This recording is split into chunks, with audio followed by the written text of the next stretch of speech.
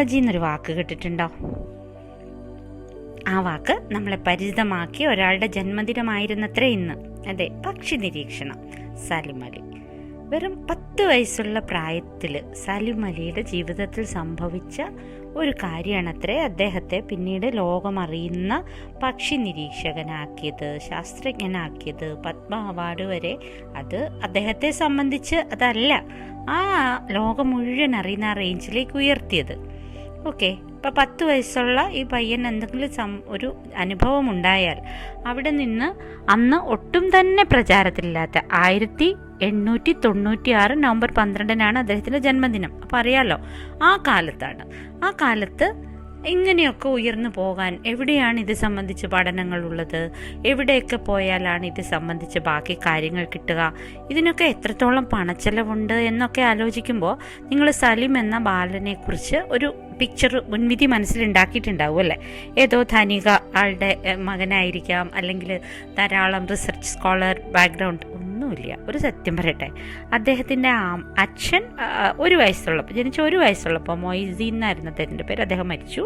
പിന്നെ കറക്റ്റ് 3 വയസ്സൊക്കെ ആയപ്പോഴത്തേക്ക് അമ്മ സീനത്തും മരിച്ചു. പിന്നീട് ബോംബെയിൽ ഒരു അമ്മാമൻ്റെ കൂടെയാണ്, അമൃദ്വീൻ ത്യാബ്ജി എന്ന് പറഞ്ഞൊരു അങ്കിളിൻ്റെ കൂടെയാണ് അദ്ദേഹം താമസിച്ചു വന്നത്. അങ്ങനെ വലിയ നിലപ്പൊന്നുമില്ല, ഒരു വിധത്തിൽ തട്ടിമുട്ടി കഴിയും, അതിൽ കൂടുതലൊന്നുമില്ല. അപ്പോൾ ഇവർ അവിടെയുള്ള ചെറിയ ഈ കുറ്റിക്കാട്ടിൽ വെടിവെക്കാൻ പോകുമായിരുന്നു.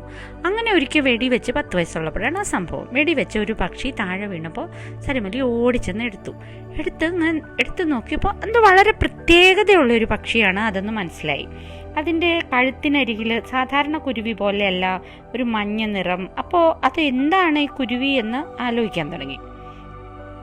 സാധാരണഗതിയിൽ ഒരു അനാഥ ബാലൻ തന്നെ പറയാം. അങ്ങനെ വീട്ടിൽ വളരുന്ന ഒരു ബാലൻ, 10 വയസ്സുള്ള ബാലൻ, ഒരു പക്ഷിയെ വെടിവെച്ച് അതിനെയും പിടിച്ചുകൊണ്ട് ഇതെന്താ ഈ പക്ഷി, ഇതെന്താ ഇങ്ങനെ, ഇത് യെല്ലോയിഷ് ഷെയ്ഡ് എങ്ങനെയാണ് വന്നത് എന്നൊക്കെ ചോദിച്ചാൽ നിങ്ങളാണ് എന്ത് പറയും? അവനവൻ്റെ കുട്ടികളാണെങ്കിൽ പോലും പറയും പോയി പണിയൊന്നും തീർക്കാമെന്ന് അല്ലേ? എന്നാൽ അദ്ദേഹത്തിൻ്റെ അങ്കിൾ ഈ അമൃദ്ദീൻ അങ്ങനെ പറഞ്ഞില്ല. ഈ കുട്ടിയുടെ ചോദ്യങ്ങൾക്ക് ഉത്തരം പറയാനായിട്ട് പറ്റില്ല എന്ന് കണ്ടപ്പോൾ ആ കാലത്ത് ബോംബെ നാച്ചുറൽ ഹിസ്റ്ററി സൊസൈറ്റിയുടെ ഓണററി സെക്രട്ടറി ആയിരുന്ന WS മിലാഡ് എന്ന അദ്ദേഹത്തിന് ഇതേക്കുറിച്ച് നല്ല ധാരണയുണ്ടായിരുന്നു. അദ്ദേഹത്തിൻ്റെ അടുത്ത് കൊണ്ടിരുന്നു. എന്നാൽ ഈ കുട്ടിയുടെ 100,000 ചോദ്യങ്ങൾ കണ്ട് അദ്ദേഹം അമ്പരന്നു പോയി. പക്ഷികളെക്കുറിച്ച് കുട്ടിക്ക് അറിയണ്ടാത്ത കാര്യമില്ല. അദ്ദേഹവും എന്താ ചെയ്തത്? അദ്ദേഹം മ്യൂസിയത്തിൽ കൊണ്ടുപോയി കംപ്ലീറ്റ് അവിടെയുള്ള സ്റ്റഫ്ഡ് ബേർഡ്സിനെ മുഴുവൻ കാണിച്ചു കൊടുത്തു. എന്നിട്ട് അവസാനം ഈ കയ്യിലുള്ള ബേർഡിനെ പോലെ തന്നെയുള്ള ഒരു പക്ഷിയെ കണ്ടെത്തിയപ്പോൾ അദ്ദേഹത്തിൻ്റെ സന്തോഷം അടക്ക വയ്യാത്ത സന്തോഷമായിരുന്നു. അങ്ങനെ സലിം പതുക്കെ വളർന്നു വന്നു. അപ്പോൾ ശ്രദ്ധ മുഴുവൻ തന്നെ ഇങ്ങനെ പക്ഷികളുടെ കാര്യത്തിലായി. കോളേജിലൊക്കെ ഒന്ന് പോയി, പക്ഷെ ഡിഗ്രി പാസ്സാകുന്നതിന് മുമ്പ് ബർമയ്ക്ക് പോകേണ്ടി വന്നു. അവിടെ സഹോദരൻ്റെ കൂടെ എന്തോ മര ബിസിനസ്സിലൊക്കെ അസിസ്റ്റ് ചെയ്യാനാണ് പോയതെന്നാ വെപ്പ്. പക്ഷേ ഈ കുട്ടി അപ്പോഴും ഇങ്ങനെ പക്ഷിശാസ്ത്രമായിട്ട് നടന്നു കാരണം തിരിച്ചു വന്നിട്ടാണ് സെൻറ്റ് സേവിയേഴ്സ് കോളേജിൽ നിന്ന് സുവോളജിയിൽ ഒരു ഡിഗ്രി എടുത്തത്. പക്ഷേ അപ്പോഴും തുടർന്നു.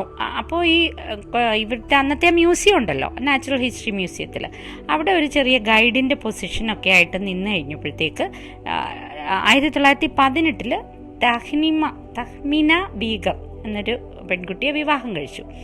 പക്ഷേ അവിടെ ഇങ്ങനെ വരുന്ന വിസിറ്റേഴ്സിനെയൊക്കെ ഗൈഡായി കാണിക്കുന്നുള്ള തുച്ഛമായ വരുമാനമാണ്. ആ വരുമാനം വെച്ച് സലിം എവിടെ ചെന്നു? ജർമ്മനി പോയി. അവിടെ ഡോക്ടർ ഇർവിൻ സ്ട്രാസ്മാൻ എന്നൊരു വേൾഡ് ഫേമസ് ഈ പക്ഷി നിരീക്ഷണ ശാസ്ത്രജ്ഞനുണ്ട്. അദ്ദേഹത്തെയൊക്കെ കണ്ട് ഭയങ്കര എന്തൂസിയാസ്റ്റിക്കായിട്ട് ഇതിൽ ഞാൻ എന്തെങ്കിലുമൊക്കെ കണ്ടുപിടിക്കും, അത് കണ്ടുപിടിക്കാൻ വേണ്ടി മാത്രമുള്ള ആനന്ദമായിരുന്നു എന്ന് അദ്ദേഹത്തിൻ്റെ ഓർമ്മക്കുറിപ്പുകളിൽ എഴുതുന്നുണ്ട്. അതല്ലാതെ ഇതുവഴി എനിക്ക് ഒരുപാട് നേട്ടങ്ങൾ കിട്ടും, പണം കിട്ടും, അങ്ങനെ ഒന്നും ആയിരുന്നില്ല. ഈ ഓരോന്നും കണ്ടെത്താനുള്ള ഒരു കൗതുകവും സന്തോഷമായിരുന്നു. ഇനി കണ്ടെത്തിയ കാര്യങ്ങൾ മനുഷ്യരെ അറിയിക്കണ്ടേ? അതിനെയൊക്കെ ഇരുന്നപ്പോഴാണ് വേറൊരു വലിയ വെല്ലുവിളി വന്നത്. കല്യാണമൊക്കെ കഴിച്ചു, കുടുംബമൊക്കെ ആയി. പക്ഷിമാനം നോക്കി നടന്നാൽ കുടുംബം നടക്കില്ല. അപ്പോൾ ഈ മ്യൂസിയംകാർ തന്നെ അദ്ദേഹത്തിനോട് ഒരു ക്ലർക്കിൻ്റെ ജോലി കൊടുത്തു. അങ്ങനെയൊക്കെ സന്തോഷമായിട്ട് എവിടെയുണ്ടോ പക്ഷി അതൊക്കെ നോക്കി റിസർച്ചൊക്കെ ആയിട്ട് നടക്കുന്ന കാലത്ത് ബുക്ക് എഴുതാൻ തുടങ്ങി. അങ്ങനെ ബുക്ക് എഴുതി. ആദ്യത്തെ ബുക്ക് വന്നു 1930. ബുക്കല്ല, അന്ന് റിസർച്ച് പേപ്പർ വന്നു. ആ റിസർച്ച് പേപ്പറൊക്കെ ആയിട്ട് പിന്നെ ആൾ അറിയപ്പെടുമ്പോഴാണ് അടുത്ത ട്രാജഡി അദ്ദേഹത്തിന് വരുന്നത് 1939 ഭാര്യ പെട്ടെന്നൊരു സർജറിയെ തുടർന്ന് മരിച്ചുപോയി. തകർന്നു പോയി എന്ന അവസ്ഥയിലെത്തിയെങ്കിൽ അദ്ദേഹത്തിന് തിരിച്ചു കൊണ്ടുവന്നത് വീണ്ടും ഈ പക്ഷികളുടെ കൂജനമാണ്, അതുങ്ങളുടെ ജീവിതം പഠിക്കാനുള്ള ആ ത്വരയാണ്. അങ്ങനെയാണ് 1941 the book of Indian birds in 1941 എന്ന ബുക്ക് പുറത്തിറങ്ങുന്നത്. അത് ഭയങ്കര ബെസ്റ്റ് സെല്ലറായി.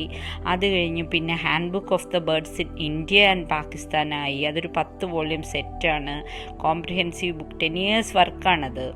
അങ്ങനെ പിന്നീട് അദ്ദേഹത്തിൻ്റെ ജീവിതം മുഴുവൻ കോമൺ ബേർഡ്സ്, ഓട്ടോബയോഗ്രഫി ഉണ്ട്, the fall of a sparrow, അത് 1985 വന്നത്. ഇങ്ങനെ അദ്ദേഹം ഒരു കൾട്ടായി തന്നെ തീർന്നു. സലിം അലിയെ കണ്ടിട്ടുണ്ട് എന്ന് പറയുന്ന ആൾക്കാർ പോലും പക്ഷി നിരീക്ഷണ ശാസ്ത്രജ്ഞനായിട്ട് അംഗീകരിക്കപ്പെട്ടു.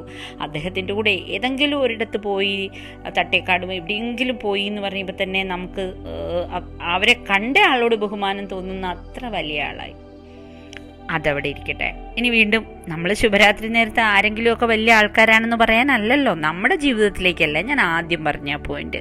ഒരു കുട്ടി ഒരു കൗതുകത്തോടെ ഒരു കാര്യം ചോദിച്ചു വന്നാൽ തട്ടിക്കളയാൻ എളുപ്പമാണ്. പക്ഷേ അത് പ്രത്യേകിച്ച് ഇത്തരം സമയങ്ങളിൽ കുട്ടിയുടെ കൗതുകത്തിനെ കൂടുതൽ വളർത്തി മുന്നോട്ട് പോയാൽ ഒരു വലിയ പ്രതിഭയായിരിക്കാം, ഒരു വലിയ പാതയായിരിക്കാം നിങ്ങൾ തുറക്കുന്നത്. നമ്മുടെ മുന്നിൽ തന്നെയുള്ള കൗതുകം, ഞാനിതിനിപ്പോൾ ഇതൊക്കെ ആലോചിക്കുന്നതെന്നല്ലാതെ ആ കൗതുകത്തിൻ്റെ പിന്നാലെ ഒരു യാത്ര, ചിലപ്പോഴെങ്കിലും ഇതുവരെ നമ്മൾ അറിയാത്ത ഒരു പാതയിലേക്ക് നമ്മുടെ മനസ്സിനെ മുഴുവൻ പിടിച്ചുകൊണ്ടു പോകുന്ന ഒരു സന്തോഷത്തിലേക്കുള്ള യാത്രയായിരിക്കാം.